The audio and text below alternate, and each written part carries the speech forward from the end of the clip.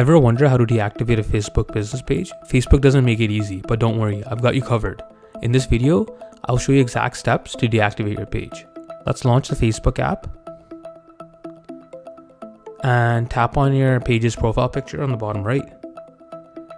Scroll down, select settings and privacy, and now tap on settings. Scroll down and look for access and control. Here you'll find two crucial options. Deactivate page, this temporarily disables your page. It's hidden from Facebook, but you can always deactivate it later if you change your mind. And permanently delete. If you're absolutely sure you want to remove your page forever, this is the option to choose. We will choose deactivate. You'll be prompted to select a reason for reactivating the page.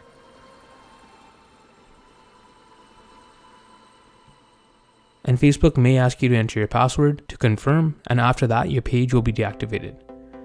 But if you'd rather permanently delete this Facebook page, check out this video.